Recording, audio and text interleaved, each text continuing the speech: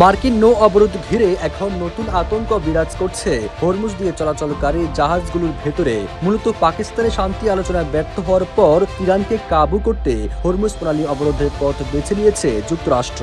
এই অবরোধ কার্যকর হলে ইরানের বন্দরগুলোতে কোনো জাহাজ ভিড়তে পারবে না এবং বর্তমানে যেসব জাহাজ ইরানের বন্দরগুলোতে আছে সেগুলো বন্দর ত্যাগ করতে পারবে না। কোনো জাহাজ যদি অবরোধ অমান্য করে তাহলে সেটি লক্ষ্য করে হামলা চালাবে মার্কিন প্রতিরক্ষা বাহিনী। এদিকে ইরানে মার্কিন নৌ অবরোধ কার্যকর হওয়ার ঠিক আগ মুহূর্তে প্রেসিডেন্ট ডোনাল্ড ট্রাম্প দাবি করেছেন নৌ অবরোধ অত্যন্ত কার্যকর হবে, কারণ অন্যান্য দেশগুলোও এখন ইরানকে তেল বিক্রি থেকে বিরত রাখতে সহযোগিতা করছে।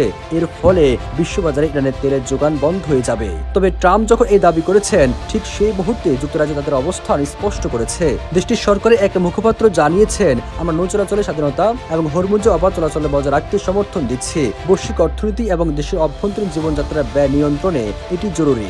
এসব তথ্য প্রকাশ করেছে বিবিসি। লেস অয়েল অ্যাবজর্ব করে আপনার পরিবারকে রাখে হেলদি। ফুড গ্রেড ম্যাটেরিয়ালে তৈরি যমুনা কুকওয়্যার। এদিকে আনাদুল এজেন্সির এক প্রতিবেদনে বলা হয়, প্রেসিডেন্ট ট্রাম্প দাবি করেছেন হরমুজ প্রণালীতে উত্তেজনা এবং অবরোধের কারণে অনেক বাণিজ্যিক জাহাজ বা তেলের ট্যাঙ্কার ইতিমধ্যে তাদের পথ পরিবর্তন করতে শুরু করেছে। তিনি বলেন, অনেক জাহাজ আমাদের দেশের দিকে আসছে তেল সংগ্রহ করার জন্য। তারা আর হরমুজ প্রণালীর ঝুঁকি নেবে না।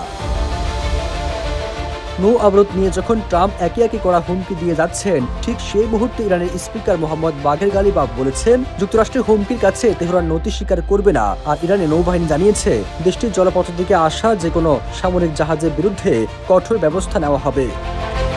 সবুজ আলম, নিউজ ডেস্ক, ইত্তেফাক।